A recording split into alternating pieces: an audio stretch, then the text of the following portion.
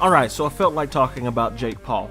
His fight on the undercard of Mike Tyson versus Roy Jones Jr. saw Jake Paul knock out an NBA slam dunk champion in Nate Robinson. I have no idea why this was giving as one of his accomplishments as a boxer, but here it is.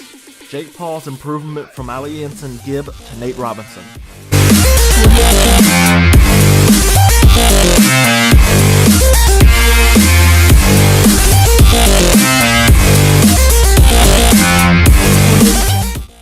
You may not like Jake Paul and his YouTube antics. Hey look, it's Conor McGregor's vision! Good morning, Conor McGregor. I know you're probably beating up old dudes in a bar right now. But as a boxer, he has improved from his professional debut to a second pro fight with Robinson. Paul has been taking boxing very seriously, and it's apparent by the improvements made from Ensign Gibb to now. Today we will look at what Paul has done better from his first fight to his second fight and where he should look to improve going forward. The Nate Robinson fight showed a new version of Paul. In his debut fight, he walked out with a wide stance, which is perfectly okay, and had his right hand glued to his chin. Again, something that is fine. But that was about it. There were no mind games, no trickery, just jabs and sloppy lead hooks. Against Robinson, Paul came out and had his hands moving. He stepped in with a feint to draw out a punch from Robinson.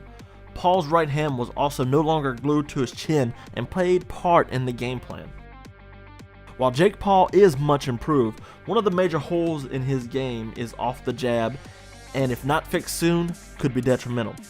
When a boxer is throwing a jab, it's common practice for the lead hand to return to a defensive position in anticipation for a counter. In Paul's case, when he throws a combo off the jab, he will load up on a power shot like a hook or a cross. He drops his lead hand. If not fixed, Paul will be met with the same fate as Robinson and get caught on a drop back with a right cross. While he does occasionally return the jab to a defensive position, Paul needs to do this 100% of the time. Jake Paul also became more comfortable in moving around as well. Against Ensign Gibb, Paul had the right idea of circling away from Gibb's power hand, even though Gibb's square and incorrect stance posed little threat. But his footwork was plodding and stiff.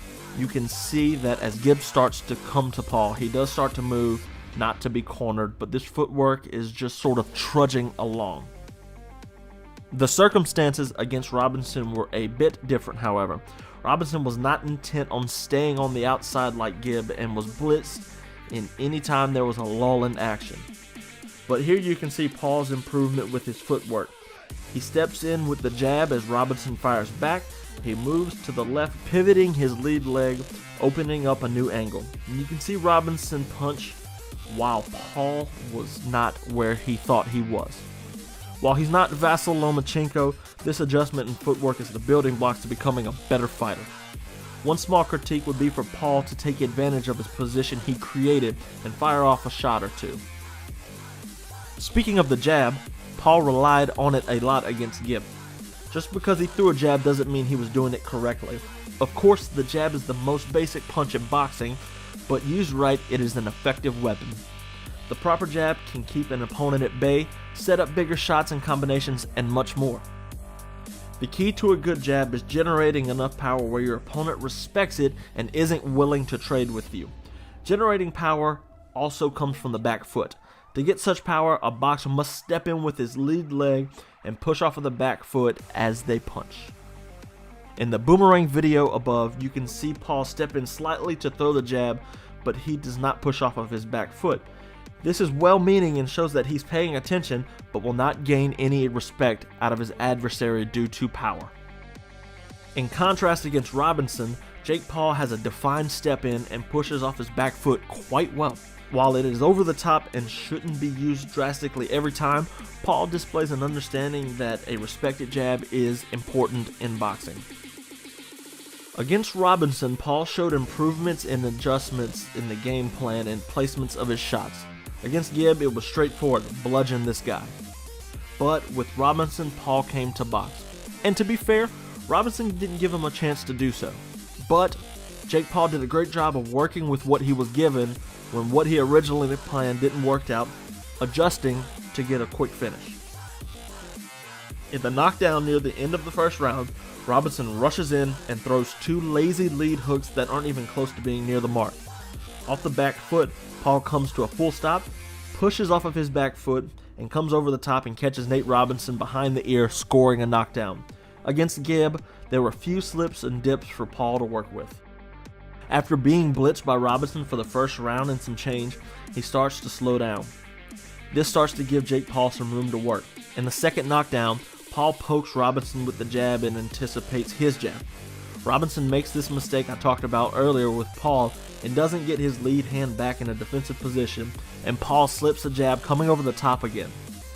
What's done well here is Paul's anticipation. Jake Paul knows that Robinson has been coming the same way all night and knows that he probably will now. He makes the minor adjustment to draw him out and gets the big shot to put him down again. The grand finale features Paul knowing that Robinson is hurt, and he stalks the finish without getting crazy. Paul steps in for the jab, a tool he's used well in this fight when available, comes with a cross that misses, and then throws a rear uppercut that almost lands perfectly. Paul once again anticipates that Robinson is coming forward and attempts to frame the hook. While he doesn't get his arm extended all the way, Paul gets the short hook off and slips the wild punch from Robinson, putting him to sleep. In almost any trade, there's a transition of mindset often taught. Whether it's combat sports or sales, every expert goes through the same mental transformation. First, unconscious incompetence. When you start out your first day of training, learning anything, you don't know what you don't know. I remember my first jiu-jitsu class. After getting caught in a Kimura over and over, I knew I didn't know how to defend a Kimura. It was at this point I moved to conscious incompetence, where Jake Paul is mainly at right now. But Paul is on the verge of becoming consciously competent, although this does take time. He shows signs of knowing what to do, but it's just not automatic yet. It's apparent that Paul enjoys boxing and is taking it extremely serious. Even Paul knows where he's at skill-wise, and that's a good sign. When asked if he can box with top boxers, he admits to not being there yet. While the transition to conscious competence could take years, once Jake Paul is there, his journey will begin to unconscious competence, where everything is automatic. At this point, there is no quit, and he will always be making micro improvements until he is done boxing. Jake Paul is not a world beater right now by any stretch of the imagination, but his growth from his debut to his second fight is promising, and should he keep improving, he can become quite the boxer. As he gets better, his legions of followers will be able to see improved boxing and better boxing matches as well. In addition to that, his followers will also get to see actual boxing matches. This brings more eyes to boxing, which is great for the sport, whether purists like it or not. As for what's next, Dillon Danis and Ben Askren are smart game planning. Danis and Askren aren't great stand-up fighters, but what they will bring is a patience that Paul hasn't seen boxing yet. Askren and Danis may not have boxed in the past, but they have been in fistfights.